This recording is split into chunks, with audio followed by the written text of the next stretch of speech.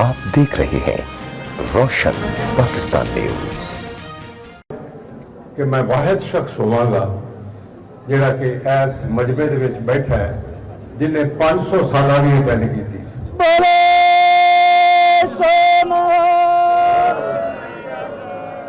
और जिसले 500 साल हुई सी वो बाहर लॉन हुई सी और मेरे वालिद साहब अल्लाह ताला उन्होंने जन्नत नसीब करे वो मास्टर ऑफ सैरेमनी सन उस वक्त। दूसरा मैं तुहानू ये दसना चाहना कि मैं बाबा गुरु नानक स्कूल मैट्रिक किया सो ननकाने दी गलियां दे विच खेड के मैं परवान चढ़िया तो हुण कोई सरदार साहब कह रहे सन कि जी असां किसी क्लेम किया या किसी क्या कि ननकाने नूं जिला बनाया या साडी रिकमेंडेशन ते बनया किसी ने कोई रिकमेंडेशन नहीं सी दी। मैनू बाबे गुरु नानक ने काने च राती आ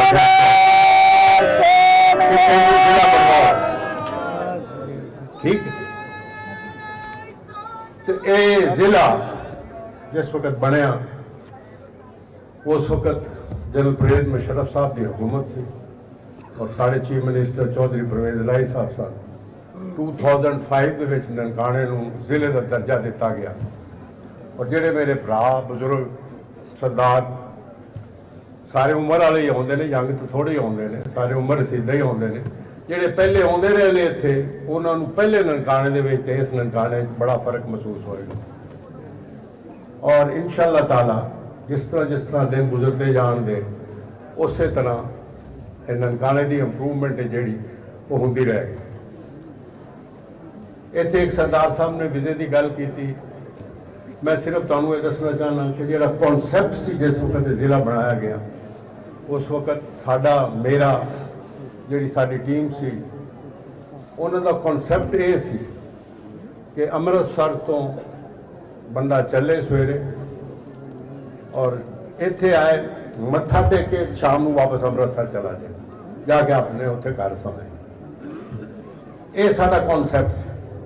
और दूसरा साडा कॉन्सैप्ट ये सी कि जेडे सरदार साहबान बाहरले मुल्कों चों आउण वो ननकाने होण जिवें साडे मुसलमान भरा जिसले यूरोप जाते हैं या अमरीका जाते हैं तो रस्ते दे विच जद्दे मक्का होके जाते हैं तो साडा भी दिल ये सी कि सरदार जेडे आउंदे ने वो एक टिकट 2 मजे लैण इंडिया आउण भी तो इत्थों होके जाण इत्थों जाण भी तो इत्थों होके जाण। लेकिन बदकिस्मती दे नाल तुहानू पता है हुकूमतां बदलदियां रहिंदियां ने जिहड़ी डेमोक्रेसी की सानू लत पै गई है